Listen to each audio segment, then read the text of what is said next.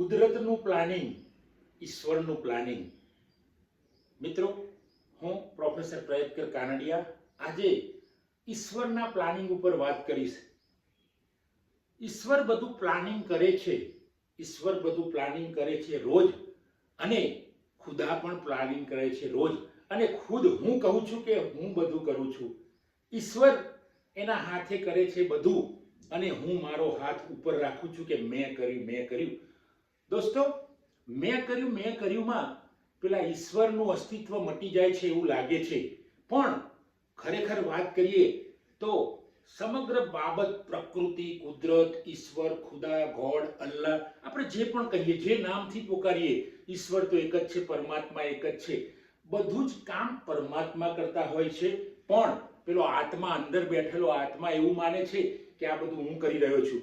મેં કર્યુંમાં બધું જતું રહે છે. અને જો કંઈક ખરાબ થઈ ગયું તો ઈશ્વરને ગમ્યું તે ખરું, ઈશ્વરે કર્યું છે. પણ જો કંઈક સારું થઈ ગયું તો માણસ ખુદ કહે છે કે મેં કર્યું છે, ખુદાએ કંઈ કર્યું નથી, પણ મેં કર્યું છે. તો મિત્રો, ઈશ્વરનું પ્લાનિંગ જબરજસ્ત હોય છે.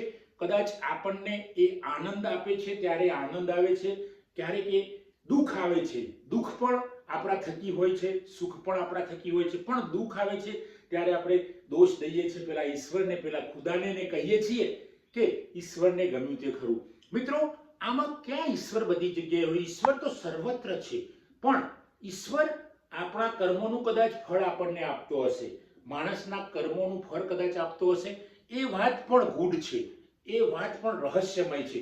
ક્યારેક આપણે જોતા હોઈએ તો નાની ઉંમરમાં બાળક અકસ્માતમાં મરી જાય છે, નાની ઉંમરમાં માણસ અકસ્માતમાં મરી જાય છે, 2-3 પરિવારના સભ્યોને છોડીને જાય છે, ત્યારે આપણને ખૂબ દુઃખ થાય છે અને આપણે વિચારીએ છીએ કે આ તો ઈશ્વરે કર્યું.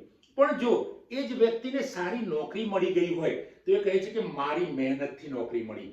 મિત્રો, અહીં ઈશ્વર ક્યાં ગયો? જ્યારે દુઃખ આવ્યું ત્યારે ઈશ્વરે કર્યું, અને સુખ આવ્યું ત્યારે મેં કર્યું, માણસે કર્યું.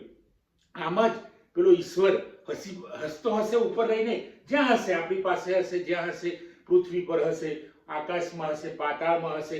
આમ તો સંતો કહે છે કે ઈશ્વર તો સર્વત્ર છે, અને કદાચ એ સંતોની વાત સાચી છે. વિજ્ઞાન પણ કહે છે કે ભાઈ, જીવ છે ત્યાં ઈશ્વર છે, નિર્જીવ છે ત્યાં પણ ઈશ્વર છે. એવું પણ કેટલાય સંતોએ, મહાત્માઓએ કહ્યું છે કે ઈશ્વર તો સર્વત્ર છે, કણ કણમાં રણછોડ છે. તો મિત્રો, છોડ છોડમાં રણછોડ છે. આવી વાતો ઘણા સંતો, મહાત્માઓએ કરી છે.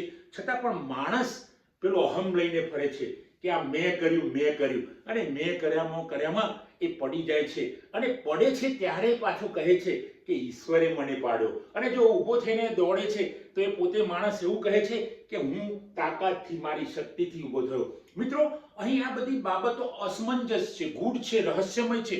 છતાંય કેટલાક અનુભવોથી આપણે કહી શકીએ કે ઈશ્વર, પરમાત્મા, કુદરત, પ્રકૃતિ જેને આપણે કહીએ છીએ, એ ક્યાંક હિસાબો રાખતી હશે એવું આપણે માની લઈએ છીએ, અથવા તો માનવું પડે છે. કારણ કે જ્યાં રહસ્ય છે ત્યાં ઈશ્વર છે, અને રહસ્યમય બાબતોમાં આપણે કંઈ કરી શકતા નથી, કારણ કે એ માત્ર ઈશ્વર જ એનો રસ્તો બતાવે છે પરોક્ષ રીતે. ઈશ્વર ક્યારેય પ્રત્યક્ષ આવે એવું બનતું નથી. મિત્રો, એનો એક સરસ હું વાર્તા આપને કહીશ કે એક બિઝનેસમેન હતો, સરસ બિઝનેસ કરતો હતો, ઈમાનદાર હતો, ભગવાનનો ભક્ત પણ હતો. પણ કોઈ કારણસર એના અહમમાં એકવાર એના બિઝનેસમાં જબરજસ્ત ખોટ આવી ગઈ, અને એનો બિઝનેસ ખૂબ મોટો બિઝનેસ હતો અને પડી ભાંગ્યો.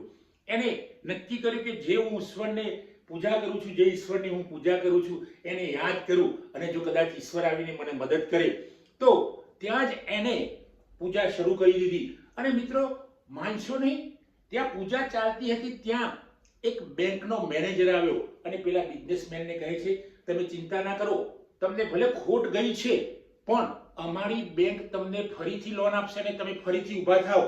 ત્યારે પેલા બિઝનેસમેન હતો, એને એમ હતું કે મારે તો ઈશ્વર ચોક્કસ સ્વરૂપ, મેં જે સ્વરૂપે ઈશ્વરને જોયા છે એ જ રીતે ઈશ્વર આવવા જોઈએ. તો એને કહ્યું, નહીં, હું તો ઈશ્વરની પ્રાર્થના કરું છું, એની પૂજા કરું છું, ઈશ્વર આવશે તો જ હું એના પાસેથી માગીશ ને મારો બિઝનેસ ફરીથી શરૂ કરીશ. બેંક મેનેજર ગયો. એના પછી એ બિઝનેસમેનનો એક મિત્ર, એ પણ ખૂબ મોટો બિઝનેસમેન હતો, એને જાણકારી મળી કે મારો મિત્ર બિઝનેસમાં ખોટમાં ગયો છે, એટલે પોતે પણ આવ્યો અને એને કહ્યું, દોસ્ત, તું ચિંતા ના કર, તારો બિઝનેસ પડી ભાગ્યો છે પણ હું તને મદદ કરીશ.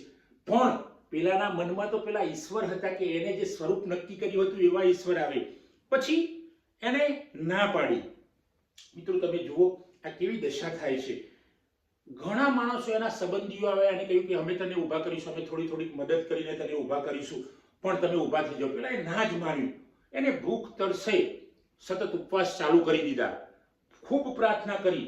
ઘણા લોકો આવે એને મળવા માટે, કારણ કે આમ ઈમાનદાર હતો, થોડુંક અભિમાન આવી ગયેલું પણ ઈમાનદાર માણસ હતો, એટલે લોકોને એના પર ભરોસો હતો અને લોકોને ખબર હતી કે આ ફરીથી ઊભો થશે તો બીજા 10-20 જણને ઊભા કરશે અને અમારા પૈસા પણ પાછા આપશે. પણ આ માણસ માન્યો નહીં. એના મનમાં તો પેલો ભ્રમ હતો કે ઈશ્વરને હું જે સ્વરૂપે પૂજા કરું છું એ સ્વરૂપે મારી આગળ આવશે ત્યારે જ હું માનીશ. મિત્રો આમ કર્યામાં તરસે ભૂખે આ માણસનું શરીર લથડવા માંડ્યું અને જાણે કે એને પોતે આત્મઘાત ન કર્યો, થોડાક દિવસમાં એનું અવસાન થયું. મિત્રો તમે જુઓ, આત્મઘાત કર્યો. એને પોતે ઉપવાસ કર્યા બરાબર છે, પણ ઉપવાસ એવી રીતે કરવા જોઈએ કે બચાય પણ ખરું અને ભગવાનને પણ યાદ કરાય. આ તો ઉપડી ગયો માણસ સ્વર્ગમાં. ભગવાન ભણ્યા, જેને એને જે સ્વરૂપ નક્કી કર્યું હતું એ સ્વરૂપે જ ભગવાન એને મળ્યા અને કહ્યું કે ભાઈ શું છે બોલ, કે ભગવાન મારે મોટી ફરિયાદ છે તમારી સાથે. કે કઈ ફરિયાદ છે? કે મેં તમારી ખૂબ ભક્તિ કરી પણ તમે મને મળ્યા નહીં, મને મદદ ના કરી. અરે કે ગાંડા માણસ, હું તો દર વખતે તારી પાસે આવ્યો હતો. પહેલા જે બેંક મેનેજર હતો એ હું પોતે જ હતો. બીજી વાર તારો મિત્ર બનીને પણ હું આવ્યો હતો, એ પણ હું પોતે ઈશ્વર હતો, મારું સ્વરૂપ બીજું હતું. અરે વારંવાર તને જુદા જુદા માણસો તને મદદ કરવા માટે, એ બધામાં હું જ હતો. કે શું વાત કરો છો ભગવાન? હા, કે હું તો બધી જ જગ્યાએ છું. તારે મારા એક સ્વરૂપની જરૂર નથી, મારા એક સ્વરૂપને ધ્યાનમાં રાખીને તારે વાત કરવાની જરૂર નથી, અથવા તો તારે માની લેવાની જરૂર નથી. ત્યારે પેલાને ખૂબ પસ્તાવો થાય છે અને પછી તો ભગવાનના પગમાં પડી જાય છે અને કહે છે, ભગવાન હવે મને ફરીથી પૃથ્વી પર મોકલી દો. ત્યારે ભગવાન કહે છે, ભાઈ તારો સમય પૂરો થઈ ગયો. જો તે વખતે મદદ લઈ લીધી હોત, આ તારું કર્મ છે. કારણ કે તું માનતો હતો કે જો હું ભગવાનના સ્વરૂપમાં ભગવાનને જોઈશ તો જ મદદ લઈશ, અને હું તો દરેક સ્વરૂપમાં હું એમાં જ હતો એવું ભગવાન કહે છે. ત્યારે પેલા ખૂબ વિનંતી કરી, ભાઈ હવે તારો સમય પૂરો થઈ ગયો છે, તને મેં ખૂબ મોકા આપ્યા છે, તને ખૂબ તકો આપી છે, પણ એ તકોનો તે ઉપયોગ ના કર્યો, એટલે હવે તને પૃથ્વી પર જવાના મળશે નહીં અને તારે સ્વર્ગમાં જ રહેવું પડશે. પણ પેલો માણસ સ્વર્ગમાં ગયો, પણ સ્વર્ગમાં તો એના માટે બધું અજાણ્યું હતું. શું કરે, સ્વર્ગમાં એટલું બધું સુખ હતું છતાંય પણ એને પૃથ્વીલોક યાદ આવે છે. પણ ભગવાને નક્કી કર્યું કે નહીં ભાઈ, હવે તો મેં તને મદદ માટે મોકલ્યો હતો પણ તું ગયો નહીં, એટલે હવે તો તારું કર્મ છે, એટલે તું અહીંયા સ્વર્ગમાં આનંદ ભોગવ્યો. કે દુઃખ? સ્વર્ગમાં ખરેખર આનંદ હતો, બધી જ જરૂરિયાતો પૂરી થતી હતી, પણ પેલો જે માણસ પૃથ્વીલોકમાં રહેવા ટેવાયેલો હતો એ ત્યાં રહી શકતો નથી અને સતત દુઃખમાં રહે છે. તો મિત્રો આ તો એક છે ઉદાહરણ, આ તો એક છે વાર્તા. આ વાર્તા પરથી આપણે સમજી શકીએ છીએ કે ખુદાનું પ્લાનિંગ જબરજસ્ત હોય છે. ખુદા જે આપણને આપે છે, કદાચ લઈ લે છે તમારી જોડેથી, આપણી જોડેથી, પણ એ લઈ લે છે એ વખતે આપણને દુઃખ થાય છે કે ખરેખર મારી જોડેથી ઘણું બધું જતું રહ્યું.